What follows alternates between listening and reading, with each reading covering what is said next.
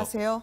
잠시 전에 전해진 경찰의 수사 속보를 전해드립니다. 실종 30일이 넘은 고준희 양에 대해서 경찰이 수사 방향을 틀고 있습니다.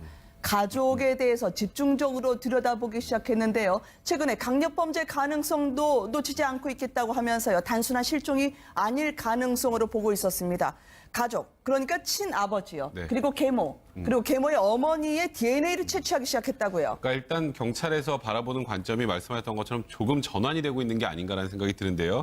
단순 네. 실종 사건에서 강력 사건의 가능성이 있다라고 일단 기본적으로 판단하는 것 같고, 그러다 보니까 이 고준희 양과 함께 있었고 같이 있었을 가능성이 높은 네. 지금 말씀하셨던 친아버지 그리고 의붓어머니, 의붓 외할머니에 대해서 각각 DNA 채취를 했고요. 네. 아버지 고 씨 같은 경우에는 이 손톱 밑에 그 DNA도 좀 채취했다고 합니다. 이곳에서 네. 혹시 다른 사람의 DNA가 나오지 않을까라는 부분들 때문에 한번 확인을 하는 차원이었던 것 같고요.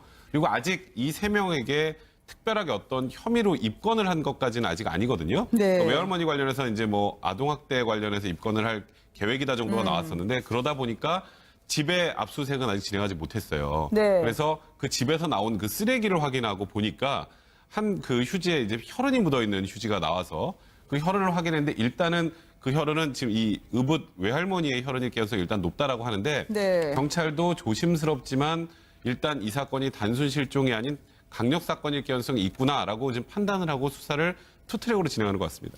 지금 손톱 밑에 DNA를 보겠다라고 하는 게 뭡니까? 아버지, 계모, 그리고 계모의 어머니까지 준희 양의 DNA가 남아있는지 살필 방침이라고 하던데요. 이게 어떤 뜻이죠? 그러니까 사실 말씀하신 것처럼 원래는 실종 사건으로만 보고 있다가 지금 이제 여러 가지 가능성을 열어두고 검토하는 와중에 네. 강력 사건에 의심을 해보는데요. 만약에 강력 사건이 발생했다 그러면은 말 그대로 애를 괴롭혔거나 때렸거나 또는 뭐 죽였거나 이런 굉장히 아주 그런 것까지 의심을 한다고 볼 수 있는데요. 네. 그런 경우에 만약에 손톱 밑에 DNA를 발견했는데 그 DNA가 타인이거나 또는 이 아이의 준희 양의 DNA다 그러면은 말 그대로 준희 양을 갖다가 뭐 손톱으로 상해를 가해했다는 어떤 그런 강력한 증거가 되지 않겠습니까? 네. 일단 그런 증거가 발견되고 나면 그때는 아까 말씀하신 것처럼 아동 학대법이 아니라 애초에 상해 같은 걸로 이제 검찰을 입건을 하게 되면 그때부터는 압수수색 영장을 발부할 수도 있고 뭐 그런 여러 가지 후속 조치를 할 수 있기 때문에 이 DNA 검사를 먼저 해서 어떤 네. 수사의 단초를 마련하는 것으로 보입니다.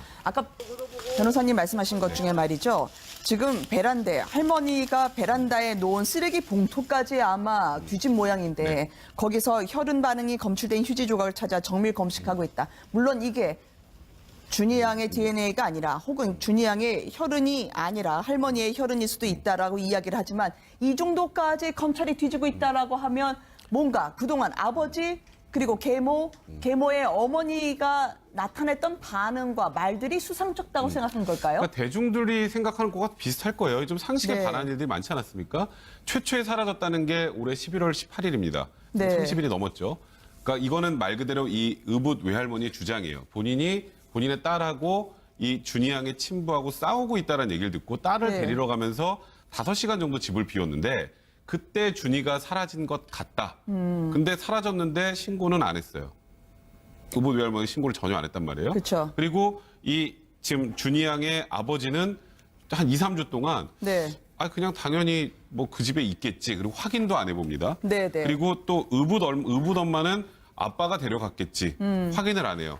네. 애가 실종이 됐는데 3주 동안 실종 신고를 안 하는 상황이었거든요. 네. 그러다 보니까 이 사람들의 진술 자체가 뭔가 좀 신빙성이 떨어진다. 그리고 더 중요한 건 그 이후에 이 준희 양의 생존 반응이 전혀 없어요.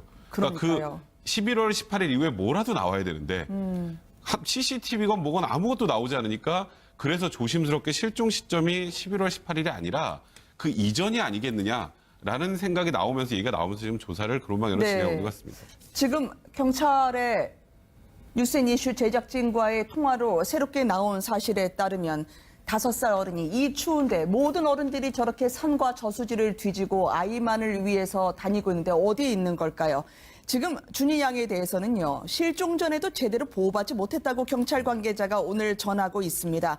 준희 양 친부에게 맡겨지는 후에 병원 방문이 있긴 하지만 친모가 떠난 이후 그리고 친부가 맡은 이후로 제대로 된 치료를 받지 못한 정황이 발견됐다라는 거죠. 네, 지금 고준희 양이 실종된 것도 안타까운데 알고 보니 조사 결과에 따르니 고준희 양이 이미 그 전부터 제대로 된 어떤 보호를 받지 못하고 있었던 것 같은데요. 더더군다나 발달 장애를 앓고 있던 아이 아니었겠습니까? 맞습니다. 발달 장애를 안고 있던 환자였는데 그러면은 이 아이를 갖다가 적극적으로 치료를 하고 또 재활 치료가 좀 꾸준하게 필요한 상황이었습니다. 그런데 이 생모한테 있었을 때만 해도 여러 차례 치료가 있었던 걸로 보입니다. 그런데 친부한테 맡겨진 이후부터는 치료가 고작 2번. 근데 알고 보니까 이것도 재활 치료가 아니었죠. 뭐였냐면은 휴지거리에 부딪혀서 이마가 찢어진, 그러니까 뭔가 아마도 방치되었거나 어떤 문제가 생겨가지고 다친 그 치료 흔적밖에 없다라는 거 보면 네. 이 아이에 대해서 제대로 된 발달 장애에 대한 치료가 전혀 없이 뭔가 방치되면서 좀 방임되었던 게 아닌가. 그렇기 때문에 굉장히 좀 안타깝죠. 게다가 지금 말씀하신 것처럼 보면은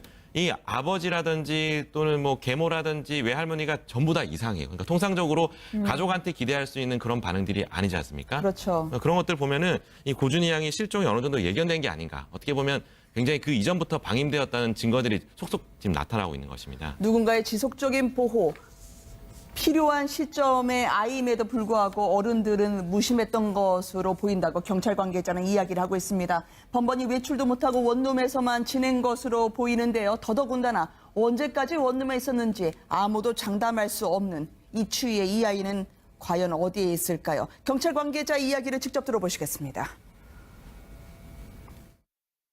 아이를 갖다 잃어버린 시점이 신고 날짜가 아니고 그 전으로도 이렇게 생각이 들고 그래요, 지금. 왜냐면 아이를 7월 중순 이후로 아이를 갖다 묵혀간 사람이 지금 없거든요. 그 관계자 진술 외에 제 그 어떤 3자의 진술에 의해서는 지금 7월 중순 이후에 아이를 묵혀간 사람이 없기 때문에 그런 부분도 염두에 두고 있죠. 전북대 병원 그 의사 소견서를 보면은 이 아이가 6개월 빨리 미숙아로 이렇게 태어났기 때문에 이 아이가 어떤 지속적인 진료가 필요하다 이런 내용의 그 기록이 있어요. 생모가 데리고 있을 때는 그런 치료를 발달 저해에 대한 그런 치료 부분을 그 한 2년간 기록을 보니까 30회 다녔더라고요. 그런데 이제 아빠가 맡은 이후로는 그 부분에 대한 그 어떤 치료가 아니고 준희 양을 7월 중순 이후에 목격한 사람이 없다. 경찰 관계자는 오늘 뉴스인 이슈의 취재에 응하면서요. 지금 4월에 맡겼다고 하는데 8월에 알 수 없는 이유로 이사를 하지 않았겠습니까? 이 아이를 지금 아무도 발견하지 못하고 흔적도 없습니다. 그리고 어제 자신의 친부 그리고 계모 할머니의 DNA를 채취한 거고요. 그러니까 이게 좀 이해가 안 되는 건 이 의붓 외할머니의 진술로 지금 이게 18일 날 실종된 네. 것으로 보인다라는 건데 그날부터 뭘 뒤져도 준희 양의 생존 반응이 조금도 나오질 않아요. 하다못해 집 근처에 CCTV에 걸어가거나 누가 데려가거나 하는 장면에도 목격이 돼야 되는데 그게 전혀 없었단 말이에요. 네. 근데 가장 큰 문제는 이제 7월 중순에 이웃 주민에게 준희 양이 한번 목격이 됩니다. 그러니까 저게 어찌 보면 마지막 생존 반응이고요. 네. 그리고 그 다음에 8월 달에 어떤 이유인지 모르겠지만 원룸으로 이사를 합니다. 이사를 하고 이사 당일도 준희 양이 목격되지 않았어요. 네. 이제 그러다 보니까 이게 외할머니가 지금 거짓말 탐지기 조사도 거부하고 있지 않습니까? 그러면 이 외할머니가 거짓말한다는 전제하에 준희 양이 이 지금 실종이 된 게 그거보다 훨씬 전일 가능성이 충분히 지금 얘기가 되고 있는 것 같고요. 네. 그러다 보니까 이 전에 준희 양의 생존 반응을 역으로 이제 추산해서 따라가고 있는 방향으로 수사를 좀 진행하고 있는 것 같습니다. 네. 한 달 넘게 사라진 준희 양. 지금 경찰은 왜 원룸 옆에 야산 그리고 호수, 저수지를 집중적으로 보고 있는 걸까요? 깨진 얼음까지 들춰보면서 가고 있는데요. 골든타임이라는 게 있지 않겠습니까? 지금 신고 후 실종 시간 12시간, 24시간이 아닌 일주일 넘어서는 찾지 못할 확률이 90%에 육박한다고요. 네, 맞습니다. 사실 실종 아동에 대한 어떤 그런 찾을 수 있는 확률을 조사를 해보니까 말씀하신 것처럼 골든타임이 있습니다. 그래서 실종 후 신고 후 실종 시간이 12시간이 지나고 나면 찾지 못할 확률이 무려 58%가 되는데 이마저도 24시간이 지나면 68% 그리고 일주일 정도가 지나고 나면 89%를 찾지 못한다. 그러니까 네. 반대로 말하면 찾을 확률이 11%에 불과하다는 건데요. 지금 같은 경우 뭐 20일 이상, 그러니까 뭐 28일을 기준으로 한다 하더라도 20일 이상 지나버렸기 때문에 사실상 거의 찾을 확률이 굉장히 좀 낮다고 볼 수 있습니다. 네. 찾긴 꼭 찾아야 할 텐데 말이죠. 강력범죄로 수사를 틀고 있다는 경찰의 속보까지 전해드렸습니다. 다음 사건이 들어왔는데요. 이걸 보겠습니다. 대통령이 탄도미사일 발사 시험까지 참관했던 곳이었습니다. 국가의 가장 중요한 미사일이라든지 개발에 총 책임을 지고 있는 안보기관이요. 한 여직원에 의해서 허무하게 뚫렸습니다. 바로 자신의 남자친구를 차량 트렁크에다가 싣고요. 뭐 하려고 저렇게 가장 중요한 국가기관 시설, 북한으로부터도 저희가 막아야 될 최첨단 시설인데 어떻게 저렇게 뚫린 겁니까? 정말 어처구니 없는 일인데요. 이게 네. 최근에 있었던 게 아니라 좀 한 2달 전쯤 일입니다. 10월 5일에 추석 연휴 그 기간 중에요. 여기에 계약직으로 들어와 있었던 사무직원 A 씨가 네. 본인 차의 트렁크에 본인의 남자친구를 태우고 네. 국방과학연구소 안흥 종합시험장 안으로 들어옵니다. 네. 근데 그거를 결국 발견을 하지 못했고 이 안에서 국방과학연구소 안을 헤집고 다니다가 그리고 다시 트렁크에 태우고 나와서 지금 이 사건이 알려지게 된 것도 이게 국방과학연구소에서 뭔가 조사하다가 나온 게 아니라 네. 이 지금 같이 있었던 남자친구랑 또 헤어졌더라고요. 네. 이 남자친구가 폭로해서 알려진. 그러니까 지금 저희가 좀 우습게 얘기를 하고 있지만 여기는 굉장히 심각한 시설이기 때문에 문제가 좀 되고 있는 것 같습니다. 아니 국가보안 가급 시설이면은요 가장 저게 점령되거나 파괴되거나 기능 마비하면 국민 생활에 중대한 영향을 미칠 수 있는 중요한 곳인데 대통령까지 저렇게 참관을 했던 그곳 아니겠습니까? 근데 저곳이 남자친구를 데려오고 또 남자친구가 폭로하기 전까지 누군가 해주고 다녔다는 걸 전혀 몰랐다고요. 네, 굉장히 좀 안타깝고 어떻게 보면 어이가 없는 상황이라 볼 수 있는데요. 이 시설 같은 경우에는 국가 중요 시설을 구별하고 있는데 가급 같은 경우에는 네. 기능이 마비 시에는 광범한 지역의 통합 방위 작전의 수행이 요구되고 국민 생활에 무려 결정적인 역할을 끼칠 수 있는 그런 시설이기 때문에 굉장히 철통 보안이 이루어지는 되는 곳입니다. 아니 그럼에도 근데 트렁크 안 봅니까? 그렇게 차량 왔다 갔다 할 때요? 그러니까 이게 지금 관계 당국의 입장에 따르면 원래라면 검문을 철저히 하는데 지금 이제 직원이다 보니까 네. 직원이니까 설마 이렇게 남자친구를 트렁크에 숨겼겠느냐 의심할 수 없었던 상황이라고 봐서 트렁크까지 조사를 하지 않았다는 건데요. 네. 지금 이런 사건이 바로 벌어진 걸 이제 계기로 해서는 뭐 직원이 됐든 뭐가 됐든 간에 철저하게 보완을 해야지 될 것 같습니다. 네. 아니, 사실 직원이 극단적으로 그럴 일 없겠지만 가정적으로 간첩이 저 트렁크에 타고 있었다고 아, 생각해요. 그러니까 말이에요. 국가보안 시설이기 때문에 네. 이거는 그냥 이거 직원이니까 그냥 트렁크 대충이라고 할 수 있는 공간 자체가 아닙니다. 이거는 정말 입이 10개라도 할 말이 없는 상황이 아닌가 싶네요. 이제야 CCTV 그리고 근무자를 상대로 사실 확인 작업을 벌이고 있다고 합니다.